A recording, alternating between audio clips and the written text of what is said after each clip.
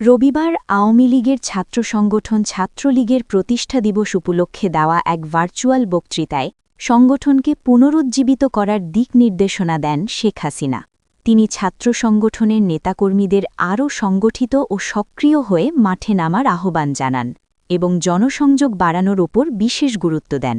তার বক্তব্যে উঠে আসে মানুষের সঙ্গে সরাসরি যোগাযোগ ও সম্পর্ক গড়ে তোলাই সংগঠনকে শক্তিশালী করার প্রধান পথ। বর্তমানে ছাত্রলীগ নিষিদ্ধ থাকায় সংগঠনটির নেতৃত্ব সংকট ও কার্যক্রমের স্থবিরতায় ভুগছে। দীর্ঘদিনের নিষেধাজ্ঞার কারণে অনেক নেতাকর্মী কার্যত নিষ্ক্রিয় হয়ে পড়েছেন। সাংগঠনিক কাঠামো ছন্নছাড়া হয়ে গেছে। এই বাস্তবতায় শেখ হাসিনার ভার্চুয়াল বক্তব্যকে অনেকেই সংগঠনের ভেতরে নতুন উদ্দীপনা ফেরানোর প্রচেষ্টা হিসেবে দেখছেন। নিষেধাজ্ঞার মধ্যেও কিভাবে সংগঠনের ঐক্য ও মনোবল ধরে রাখা যায় সে বিষয়ে তিনি দিক নির্দেশনা দেওয়ার চেষ্টা করেন। বক্তৃতায় তিনি শৃঙ্খলা, ঐক্য এবং আদর্শিক দৃঢ়তার কথা উল্লেখ করেন। বাংলাদেশের রাজনৈতিক ইতিহাসে ছাত্র সংগঠনগুলোর ভূমিকার কথা স্মরণ করিয়ে দিয়ে তিনি বলেন, সময় ও পরিস্থিতি বদলালেও ছাত্র রাজনীতির গুরুত্ব কমে যায়নি। সংগঠনের ভেতরে শক্ত অবস্থান গড়ে তুলতে হলে কর্মীদের সচেতন, প্রস্তুত এবং মানুষের পাশে থাকার মানসিকতা নিয়ে এগিয়ে যেতে হবে।